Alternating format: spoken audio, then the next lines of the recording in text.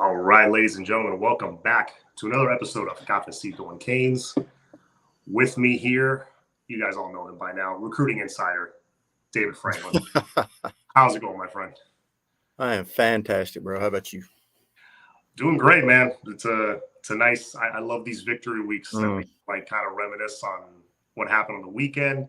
Yeah, we can look forward to the next game, and here's the best part: the next game is not one that we have to be all nervous about, or is one that we should take care of business. Yeah. And so I can already see us building on this win, getting to 6-2, and just kind of getting this thing rolling. So that for me is one of the best parts. But yeah, one of the other things that's great about these big wins, especially at home when you have visitors, is it impacts recruiting. Oh man, yeah. So I wanted to go into the Clemson game a little bit, but first and foremost, since that's kind of your thing, what's been the buzz around recruits, potential recruits, what's been the buzz around the kids since this win? What have you been hearing? Probably a really good thing, not just this win, but even the two losses we had before that, right? Especially, and I'm not trying to beat a dead horse here, bring up old bad feelings, but you go back to the Georgia Tech game, and a lot of folks, thought that was going to have a huge negative impact. And actually, a lot of the recruits, what you heard was, man, Miami got screwed here. They knew what went down, and they kind of looked at it that way. And I think that comes from who we have kind of leading this charge now with Mario Cristobal, the way he recruits, his honesty, how he's so upfront with everything. And he's told these kids, man, it's not perfect right now. We're trying to get there and that whole pitch. But then you fast forward to now to Clemson, and man, what a jolt of positive energy into recruiting. And I'm going to be honest with you, man, the play on the field and all that was fantastic. But huge props, man, to all you fans that were there in the stands creating that atmosphere. I don't know if you guys realize what that does for recruits who go to, the Georgias and the Bamas and all these big dogs of college football now, and they see this atmosphere. It matters. It really, really does. I think a lot of people don't put enough emphasis on that. Just the environment, the crowd, the energy and all that, man, it makes a huge difference. So big props to you guys for being there and showing out and doing all that. You saw some, I don't know if you saw some things on social media from a couple of recruits who were in the stands, man, just so hyped up to be there. So it helps. And not to mention some big dudes that we had there, Ellis Robinson and some guys, who are looking for us to do the right thing and trying to give them a reason to come aboard, and we did that. We took one step closer. So a big recruiting win on Saturday night for sure. Yeah. How many times do you see, like you said, we capitalized, like we gave them a reason to really look at us seriously? How many times in the past have recruits, I mean, you could look at as close as most recent as last year with Brandon Innes. Brandon Innes was trying to give us every chance. Yeah. And we just could not capitalize because, the season just told. I mean, every bit of bad luck we could have had happened. Yeah. But over the years, I mean, we've had chances to hey, impress me, and I'll give it some serious thought. And we always fall short. We always drop the ball. This time we didn't. And you look at where the team is already. Like, just look at the body of work. 7 games. We're more than halfway through the season now. If I told you, David, at this point, we're going to be 5-2. I'm not going to tell you which the losses are, but we're beating A&M and Clemson. Yeah. Would you take that in a heartbeat? Absolutely. Sign me up. Like I said, don't tell me who it's going to be or how it's going to happen, but you tell me we're going to be at this point in this season. And I think everybody looked at 4 games, right? A&M, Carolina, Clemson, and obviously Florida State, and everybody wants to kind of split those, and we'll be happy. And we've got a real chance here. You know what I'm saying? A&M and Clemson is huge, and I think another big positive as far as recruiting goes. You look at a guy like Ruben Bain. We have these young men, from South Florida, and everybody wants them to stay home, and they get upset when they don't. But when you're battling teams that are constantly in the playoffs and constantly in the picture to get a ring. That's what you deal with, and you've got to give these kids a reason to stay. And now you look at a guy like Ruben Bain, who is not just putting up freshman All-American numbers. Just get that freshman tag off. He's playing like a a 3-year guy right now. So, when you see guys like that staying here and doing what they're doing, and then you see the team staying together and doing what they're doing, it just helps all the way around, man. It's good stuff right now. So let's do it again Saturday. For sure. No, and I think that helps big time because like you see young guys not just stepping up, playing prominent roles on the team, starting, making impactful plays. That's also big for recruiting. So all of it helps. And by the way, while you were talking, I was looking up the attendance really quick. It was 75% full. It was the paid attendance, at least, was 48,562 according to ESPN. Okay. I can tell you this from experience being in the stadium and from experience also. I've done both, being in the stadium and watching on TV. Mm-hmm. This particular game, I happened to a little under the weather. I happened to be watching it on TV. So that stadium, 75% full, is loud. Yeah. I don't think people realize that stadium. Oh, it's empty seats in the upper deck. It doesn't matter because it was 75% full for A&M, and you probably saw it on TV. How loud was it? Because I was there for that one. Yeah, and I don't know if you saw, but there was an A&M fan that actually came out and said, "Listen, I go to Kyle Field every Saturday. That place was electric at the A&M game, talking about how loud it was." Mm-hmm. And then watching it on TV, man, and you can see, like I said, some of the upper deck was empty or whatever, but you can just tell how loud and how crazy and energetic that place was. So, it doesn't take 100,000 to get that place rocking, but man, what was going on Saturday night, man? Again, big props to the fans that rolled out there because I don't think you understand the impact you have. For sure. Dominic Harris saying, "What can we please, David? Are we going to get the tight ends involved at all this season?" I'm starting to think we're just not. I don't know, man. I don't know. I mean, if you're asking me, I'm going to say, yeah. I mean, Saturday, here we go, because I want it to happen so bad. But, I don't know. And I've said several times to several people, I kind of gave up trying to figure this thing out this year, man. It's kind of like I'm just along for the ride. It seems like every week it kind of changes. The first 3 or 4 weeks, we thought we knew what we had offensively, right? And then some things start to change. We've had some injuries to some guys, had some different roles, but somehow, some way, man, they keep putting this thing together. So I think that's kind of what we got to take. But I thought it was going to happen Saturday. I really did. The Royal back and some things, I thought it was going to happen. And whatever reason it didn't. So, I want to trust the guys that get those paychecks, but I would love to see it happen Saturday.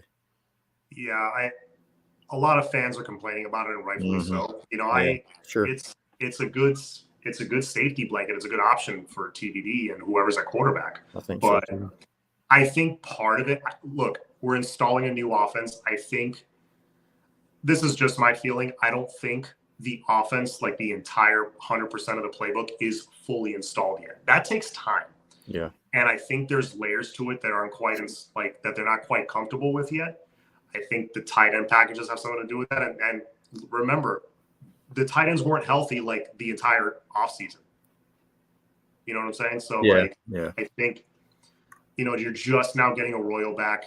Riley Williams is just getting up to speed. You're starting to see him get 1 or 2 catches a game. McCormick, he really isn't a receiver. So I think that is playing into it a lot. It's not, I want to let the fans know, I don't think it's that they're going out of their way to not use the tight end. I don't think it's so much that. I just think they were dealt a bad hand going into the season. Mm-hmm. And they're just kind of working with what they got. And, people forget, it takes time for a player to get up to speed.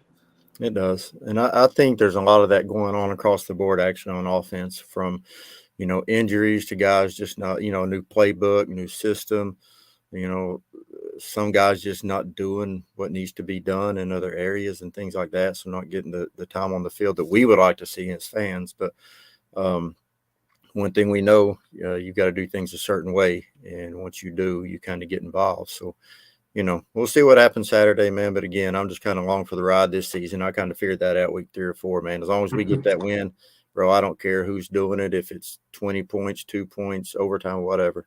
it just feels good to win, and it makes the weeks go by a whole lot better. Oh, for sure. Yeah. Speaking of Saturday, we got Virginia coming up again. This takes me back to the Georgia Tech game. We cannot take this team lightly. Yeah. And for me, I always say this: it's in these games that you're playing an inferior opponent, just take care of the football and you'll be fine. It's that simple. But Georgia Tech, what do we give up? Like 4 or 5 turnovers? Well, Yeah. there was the difference. Yep. How are you feeling going into the game? Do you think maybe the team learned their lesson a little bit? Like that Georgia Tech game was a bit of a wake-up call, or how are you feeling overall about the game? Yeah, I don't think Georgia Tech was necessarily a wake-up call, because I think they were. I don't think we necessarily overlooked them. Just things went crazy. Look, just call it what it is, man. The officiating sucked. We know this, and I'm not one. You'll rarely hear me blame refs and things. I just think a lot of times that's a cop out. You got to deal with it. If you watch 10 college football games on Saturdays, you're going to see bad calls. But what went on there was just atrocious. It was awful. And so, I think I just don't know what to tell you, man, for Saturday. I wish I had that crystal ball, but it just depends. Like you said, are we going to take care of the football? How many times have we seen we come out of a bye week and we're flat, or we come off a big win and we're flat? Everybody says, hey, what we did this weekend, man, we should really handle Virginia. We should have handled them several times and we didn't. So, it's going to be important to get this win and get a really, really good win. What I would like to see is to get up on them early and then get some guys out. I would love to get that cushion and get some guys out to keep them healthy, because not looking past Virginia Saturday at all, but going into NC State, a night game is going to be different. And then we all know who's waiting after that. So remaining healthy to me is the most important thing. Take care of the ball and the penalties and the little things, and we should be fine. Like I said, I don't know how much we'll win by, but we should win by something on Saturday if we can just do those little things. Yeah. No, and that to me is another culture thing, Absolutely. like you're coming off a big win. Yep. And Virginia's coming off a big win too. I think that kind of plays in our favor a little bit. They're coming off of their first winning as a top 10 team on the road ever in their program history. So it's an emotional win for them. So that plays into our hands a bit. But like you said, how many times have we, come off a solid win and like, oh, we got this team and then that team next. We can get this thing rolling now, and then we trip. Yep. And we lose one right away. Yeah, that's kind of the next step for me. I want to see the consistency, in winning and that sort of thing. You get a big win. Okay, it's a great win, but then you move on and you get ready and you prepare. I think one thing that helps me build confident is I've grown confident in the offensive line. I know Virginia likes to pressure a lot. Their defense, like they like to be aggressive and show different looks and things like that. But I'm confident in the offensive line, and so whoever's going to be back there at quarterback, man, just don't make those mistakes, and we should be able to get out of there. Yeah, Cuban Kane, I love this question, so I'll give David the floor first. If you can pick only one, what is the one thing this program has to do better? For me personally, as far as winning, what I just said, consistency. Get a win, and then come back the next week and look like you should. Have a bye week and come out of that bye week, same deal. Come out looking like you should look after a bye week. Look rested, look prepared, look ready, and just be consistent and show that we're going to start to do that. I think that's when you start to turn the corner, instead of just getting these wins here and there, and then you kind of fall back off, and then you have to rebuild again. Get off that emotional roller coaster and just be more consistent with the winning. Like I said, I'm not saying you got to go 12-0, but just be better prepared coming out of the bye weeks, better prepared after the wins, and don't overlook these teams. Don't overlook the Virginias and all that of the world. And so for me, it would be the consistency. Yeah, for me, if I had to pick something else, it would be more the game management stuff. Oh, for sure. Yeah. Specifically, yeah. I know, offensive play calling. I don't know if you would agree with this, but I know they're keeping it close to the vest. I know they don't want to show too much. We're already more than halfway through the season. Yep. But all right, fine. You don't want to show too much, but if your offense is effective, I don't think that would matter. If you're executing, your offense is effective, your play caller's got a good feel for the game, knows what to call when. I don't think that kind of stuff matters so much. I would prefer you kind of put your foot on the gas a little bit against teams like this, and like you said, get up by 21 early. Yeah. And that's it. You can chill. Rest of the game, you can throw your backups in there. So what if you showed a little bit of the playbook? Mm-hmm. I put more weight on, yeah, we jumped out to a big early lead, and our starters only had to play 2.5, 3 quarters. Yeah. Yeah. To me, yeah. To me, that's more important than, not showing too much. But yeah, another thing that I wanted to bring up. Clock management. That's another one. Don Chaney, AJ Allen played well. They played physical. Absolutely. Yeah. That's another thing I'm loving. I was expecting this last year. We had to wait an extra year for it, which is fine, whatever. But finally, we got a physical football team, which I am so happy about. I'm trying to remember the last time we had not a big offensive line, but a physical, can impose their will kind of offensive line. To me, I mean, you got to go back to like Eric Winston. Oh man, yeah. Eric Winston, Vernon Carey, like those offensive lines. Like we're talking close to 20 years. Like Chris Myers, like mid 2000s. That for me, that's the last time I can remember that we're just lining up and imposing our will on 11 out of the 12 teams in our schedule. You know what I'm saying? Yeah, and you can slowly start to see that, man. You're starting to see that with Mario. You know what Mario wants to do, right? He wants to be physical. You want that offense and all that, but he does want to run the football, and we know this. And you start to see that a little bit now. I said the offensive line, man, you know, just like you said, imposing their will and doing what we want to do, coming in with a game plan and being able to execute. You see guys like Ruben on the defensive line. So those trenches are really, really starting to take shape of what Mario wants. And then if you can get that consistent running game, man, if you can get guys like Citizen back, you get guys like Fletcher back, you know, all of a sudden, man, Chaney, if he can stay healthy, there's 3 guys right there who are going to be as physical running the football as anybody in the country. So you're starting to see that physical side come out, and it excites me, I can promise you. Yeah, hopefully Chaney's all right. Yeah, Mitch, I heard, according to Coach, Chaney's, in a good place is, I think, were his exact words. So yeah. I mean, Chaney got nicked up, but he stayed in the game, so I'm hopeful there. I think Chaney's going to play. I don't know how serious Parrish's injury is, and I wanted to get into the topic of injuries, but I don't know how. I didn't know Parrish was out actually until I'm watching the game and they mentioned it. I'm like, I didn't even realize he wasn't on the field. Yeah, I believe Mario did say that he's good. He's full go for Saturday. Parrish should be full go for Saturday, from what I heard. That's a relief. Yeah. Because all of a sudden it was starting to feel like last year that running back went from 5 to 2 really quick. Man, yeah, I had flashbacks. So a lot of folks will say, "Man, running backs. Why we keep your?" Well, you've got to have running backs because that room can get depleted really, really quick, and then once that happens, all of a sudden you're grabbing guys and you don't even know who it is and who's that guy.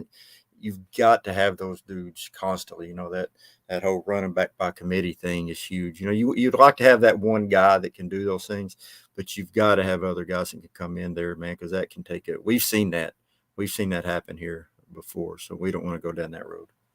For sure. Linder, Feliciano, Henderson. Yeah, that was a good line that produced a lot of NFL guys, but to me they weren't consistent. They would do it one week and not another week. I don't know. They were good, but not great. Let's see. I would love to see Hellcat play a lot. I keep thinking about what a running back is going to look like. A running back room is going to look like a year from now. Hellcat and Chris Johnson. Oh my goodness. Those 2 guys. Oh my God. I mean, burners, both of them. And then Citizen. Chaney might stay one more year. Parrish, I don't know if he'll stay one more year in all likelihood, or, you have so many guys, one person might transfer inevitably, but yeah, that room will be loaded. The wide receiver room will be loaded. Oh my goodness. Yeah. And when you take such a mix of those guys, you take the Chris Johnsons and the Hellcats, right? Now all of a sudden an offense is kind of okay, or a defense is kind of okay, we're going to adjust to this speed. And then all of a sudden you bring the Fletchers and these bruisers in, man. Now you can just switch things up the whole way throughout the game. And what a difference. Yeah, I'm excited about that running back room. Yeah. Greg Bush finally caught a live Cavacito and Canes. Happy Tuesday. John and Dave, go Canes. Thanks for coming on, Greg. No, I saw a comment here that made me laugh. Oh, yeah. What about Mesidor? Him and Bain would almost be illegal. Yeah, Mesidor supposedly is getting closer to coming back, but I've been hearing that all season, so I don't know. Yeah. The only thing that worries me about that is you hear he's close, but depending on when he does, what it takes to get back to football speed, right? So, once he is able to get on that field, I think we're going to have to be, patient. Now it'd be great if he steps on that field and just picks right up where he left off, but it's hard coming back from those injuries. Depending on when he comes back, we don't even have a time yet. So, if it's 2 or 3 weeks down the road, let him get up to speed. But I agree, man. If you get him and Bain on that field together, and if Leonard Taylor would continue to play the way he did Saturday night, all of a sudden that defensive line's looking a little bit different. Yeah, and that would be key if Mesidor can come back at some point, because you just lost Kelly for the season. Yeah. And that one hurt because going into the season, you're like, oh, he's our best edge rusher. Right. So that one hurts. But, if you can get Mesidor, I'm thinking this is like what I would do if I were them. If his red shirt is still available, I don't know if it is. Maybe they're waiting until there's 4 games left. Yeah. I don't know if that's a possibility, because if he could stay for – I don't know if he would, but if he could stay for next year, that would be amazing, because you're in all likelihood losing Leonard Taylor, but bring Mesidor back, Kelly and Bain and Yeah, I think that's going to be so important. We talk about recruiting, and to me, one of the biggest recruiting wins is getting guys to stay, recruit the guys you already have, so to speak. And if we can get some of those guys to come back and, and play another year, it's just going to do wonders. And I think you'll see some of that kind of be sort of the focus going into the portal, getting some guys that can come in and play right away, especially on that D line, I think is going to be important. So we'll see, man. Some guys are going to have some opportunities. Hopefully we can talk them in just one more run, one more. Yeah, I mean, if you think about the great teams of the past, I mean, Ed Reed stayed for 5 years, Yeah. Him, along with a few other guys. I think on that 01 team, there was a lot of seniors, a lot of redshirt seniors. Mm-hmm. You got Dan Morgan. He didn't have to stay a 4th year. He stayed, you do have to convince some of those guys to stick around to really build something. Yep, I agree. Let's see. Mitch. Oh, this is a hot topic. I already know the answer to this. Does TVD come back? Well, this is my feeling on it. If assuming he's healthy, let's say he's ready to step back on the field this Saturday, or worst case in NC State, finish out the season, he plays solid. He keeps his PFF rating up, wins some games. Maybe he drops 1 or 2. He finishes strong. Obviously, I think he'd go to the draft, not drafted as high as we all hope, but he would be drafted. And if his grade is not that high, then I think there's a good chance, this is just my opinion, again, I think there's a good chance that if he sticks around, I think he might go explore the portal. So either way, I feel like this would be TVD's last year. I don't know. Agree or disagree? No, I can agree with that. And I would love for him not to come back because he goes to the draft, because that means he comes back and plays this year and does really well for us. You know what I'm saying? If that works out really good, where on the flip side of that, if he goes to the portal, that's probably going to mean, 1 or 2 things. Either he wasn't able to get back from injuries or whatever, but he comes back and he plays, and we see the guy that we saw, last couple of weeks, as opposed to the first 3 or 4. So, I would love for him to, if he comes back, do really, really well and hit the draft. And best of luck to you, and thank you for what you did. But, at the end of the day, we got to win football games. And I could see us exploring the portal ourselves as well, looking for a transfer quarterback to come in and do the things that we need to do. Like I said, you don't always have to do with the talent we've got in a lot of these skill positions. You don't have to always throw for 500 yards. You just got to manage that game and get the ball where it needs to go. So I think that'll be an interesting conversation both ways for him and for us. Yeah, for sure. Let's see here. Poor guy hasn't had a coordinator for more than 2 years in a Yeah, row. you're right. Yeah, no, it's a valid point, and it's I would love to keep both. I think both coordinators are doing a solid job. Even Coach Dawson. Look, I know he gets his criticism, but I think he's done well enough, and I think he could build on what he's done so far. That I would love to see him come back next year. Mm-hmm. That might not be a popular opinion, but I would love to see Dawson back next year just to have Yeah. that continuity. Yeah, it's kind of the same situation. I would love to see him come back because if we retain him, that means things are working out pretty well, right? So Right. I would love to see him come back and for a change, just like with TVD. Everybody, TVD meant to all these coordinators. Well, I'm sorry to be selfish, but so have we as fans. And I would love to see a little bit of stability, and let's just kind of have the same guy around for 2 or 3 years. You know what I mean? Kind of let everybody kind of get acclimated to what he's trying to do, rather than sit here again in a year and be going, man, what's wrong with the offense? Well, I think it's just a new system. I'm tired of having that conversation. You know what I mean? So, I hope everything goes well and continues to progress, and hopefully we get him back. And I would love to see both back, him and Coach Goodry as well. Yeah, well, Coach Gidry, I give him I give him a for this team. He has done a phenomenal job, and I had a feeling when I first started the guy, what he did. Oh man, previous stops, and it's like, oh well, he was going to Tulane. Tulane on the come up. Like that's a good step up. So I saw what he did, #1 third down defense in the nation, and all that stuff. I'm like, oh, that's what we need. We need a young, kind of unknown but hungry dude that's really he's doing it. He's a proven commodity. He just hasn't done it with 4 and 5 star recruits. Yeah.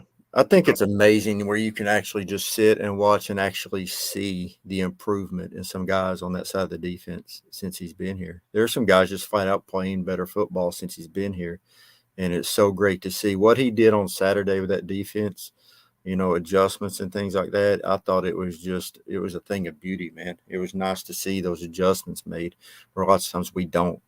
And I think he's doing an absolutely fantastic job, and you need to retain him. Whatever it takes to do that. Agreed. Yeah. I would hate to be sitting here in February and March and be doing more content on who's the next coordinator going to be, because I'm no more. Yeah. So yeah, and something just jogged my memory on this.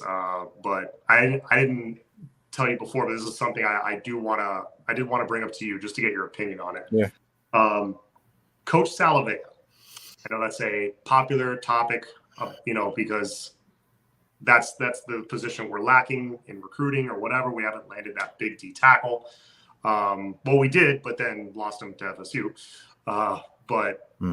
Coach Salavea, what are your thoughts on him so far? Do you agree with the rest of a lot of the fan base that that think, oh, he's kind of dropping the ball on the recruiting end? Yeah, I kind of look back to when Mario came here and he brought this staff, and he announced he was bringing Coach Salavea in. A lot of folks weren't too upset from the other fan base that he was leaving.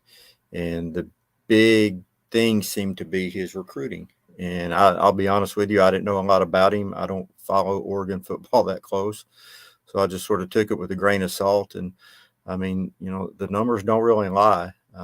Since he's been here, recruiting at that position, especially this cycle, it's no secret. The guys that we identified and wanted to go get, and we did not land them.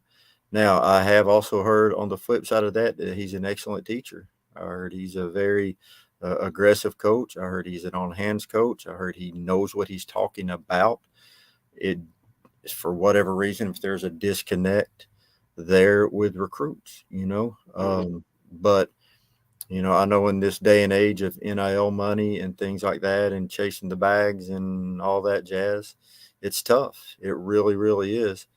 But when you look across the board at this recruiting class, we've landed some pretty nice guys at most positions, except for that one. Now, I think some of the guys that we do have, Mr. Russell and guys like that, I think are a little bit underrated. I'm a big fan of his. And so we have brought in some guys. But we've also gone on some heavy hitters. What happened with Armando Blunt, I don't blame anyone on our staff for that at all. I think that had nothing to do with us. I think it had fully to do with what he was being offered elsewhere, and he decided to take that. So, if that's your thing, that's your thing, and you're going to deal with that. But I definitely would love to see some better performance on the recruiting side at defensive tackles, because we're going to need them.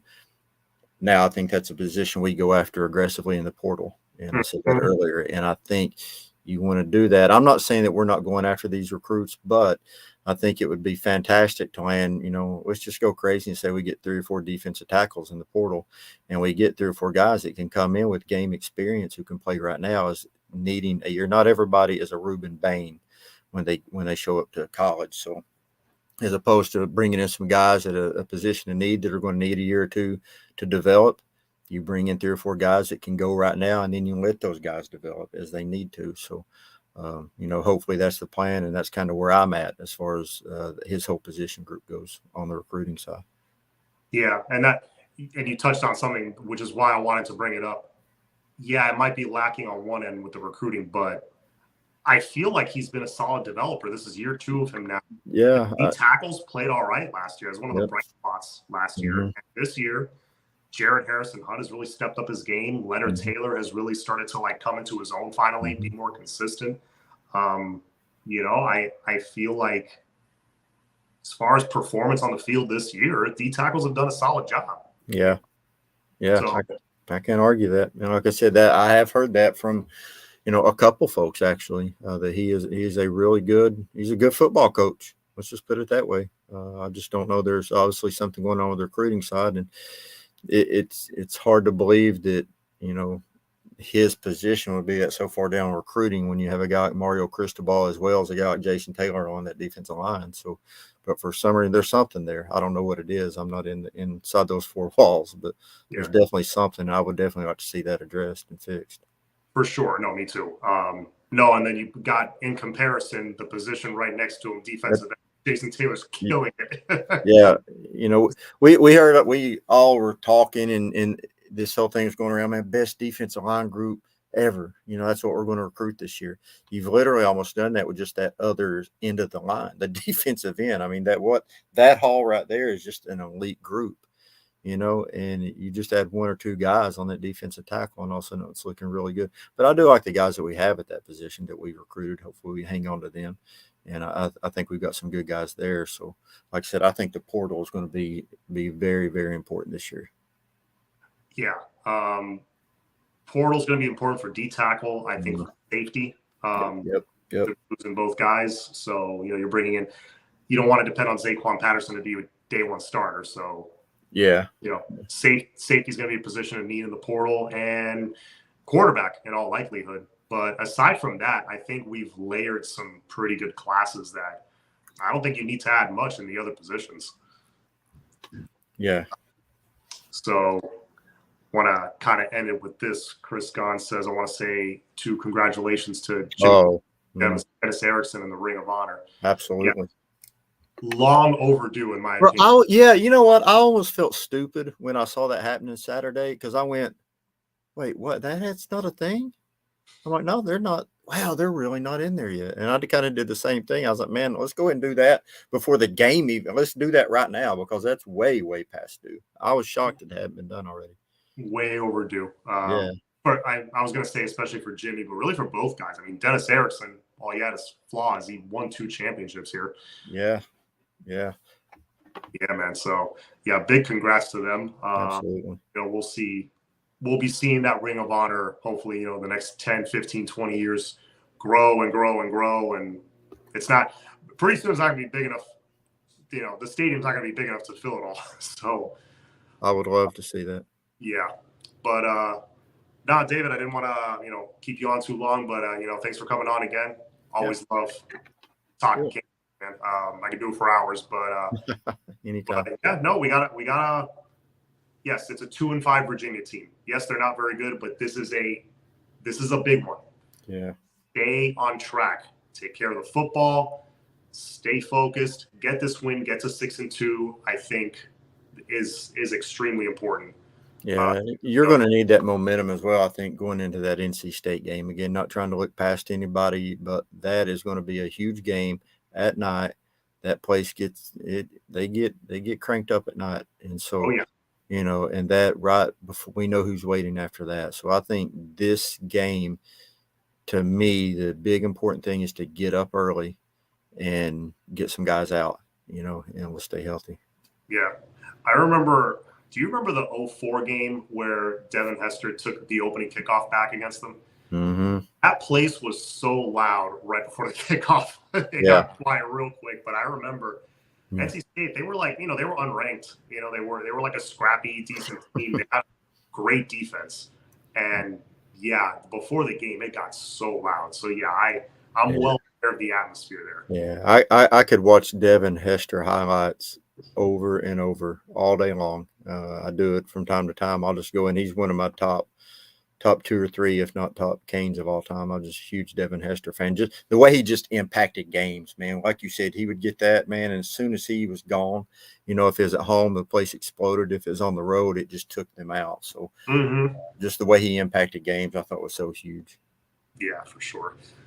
All right, man. Well, thanks for being on. You're going to be on this week, right? No, we won't be on this week, but I'll be on. I'll be on with one of the You Heard guys on Saturday at halftime of the game. He does a halftime stream, and I'm gonna hop on with him. Oh, sweet. All right, guys, check that out. And as always, All about the U, baby. all about the U. Go Canes. Let's beat Virginia.